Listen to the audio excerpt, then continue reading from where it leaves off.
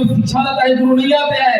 मातृ पितृ समाज शिक्षा तिभिर गुरुत्व उच्यते। माता, पिता और शिक्षा दाता, या तीनों की संज्ञा मिली है गुरु की। प्रथम गुरु आपकी कौन है? पता है आप लोगों को? माँ है, वो प्रथम गुरु है। एक शब्द आती है मातृभाषा। हमारे बहुत विद्यार्थी लोग कंफ्यूज करते हैं कि मातृभाषा शब्द का क्या है। वे पूछते हैं कि मातृभाषा शब्द का हिंदी होता है, कभी नहीं।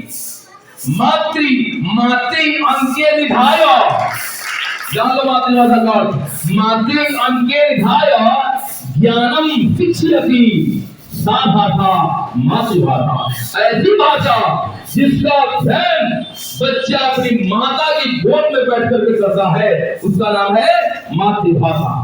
इंग्लैंड के लोग जब माता की गोद में जब बच्चे बैठते हैं, वो सिखाते हैं कि फादर है, ये मदर है, ये सिस्टर है। तो उनकी मातृभाषा कौन हुई? अंग्रेजी।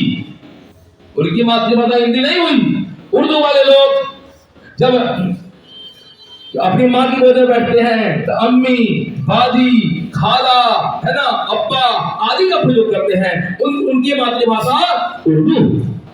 हम लोग अपनी माता जी गोद में बैठ करते हैं, उसको पिताजी, माताजी, है ना, आदि का प्रयोग करते हैं। हमारी मातृभाषा हिंदी है।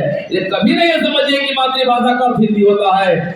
जिस भाषा का ज्ञान हम अपनी माता की गोद में बैठ के करते हैं, उसे मातृभाषा कहते हैं। यह चाणक्य ने लिखा है और यही सम्मत भी है।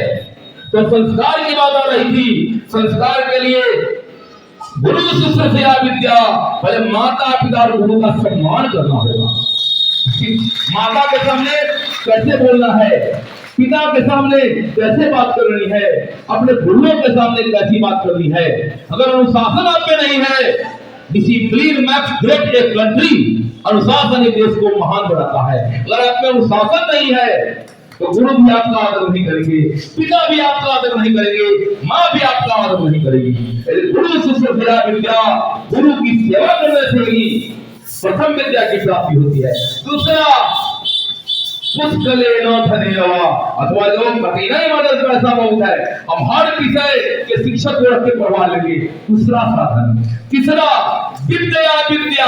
आप अंग्रेजी जानते हैं, मैं हिंदी जानता हूं, मैं आपको अंग्रेजी सिखाऊंगा, आप मुझे हिंदी सिखा देंगे। चौथा कोई मार्ग नहीं है, सबसे प्रथम मार्ग है, उत्तम मार्ग है गुरु की सेवा करने से, गुरु की आज्ञा मानने से, माता पिता का सम्मान करने से। अगर यह आप में है तो आप अच्छे विद्वान हो सकते हैं, अच्छे विदुषी हो सकते हैं। इसलिए संस्कार को अपने जीवन में बैठाइए। अगर आप में संस्कार उत्तम है तो कर्म करने की, संस्कार से ही कर्म करने की प्रवृत्ति बनती है, और आप कर्म करते हैं तो आपका जीवन सुखमय होता है। जैसे तुलसीदास ने लिखा है, कर प्रधान विश्व करि राखा, जो जस कर सो सत्फल चाखा।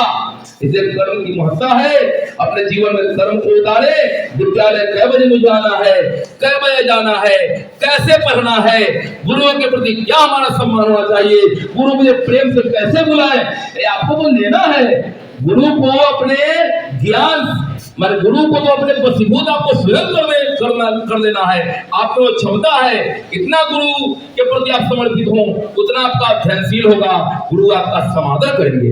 इसलिए अपने लक्ष्य की प्राप्ति के लिए जो आपके जो पहलू बताए गए हैं, उसमें अपने नियम संगत पालन कीजिए, माता पिता और गुरु का सम्मान कीजिए, मन लगा करके अध्ययन कीजिए, समय की महत्ता रखिए।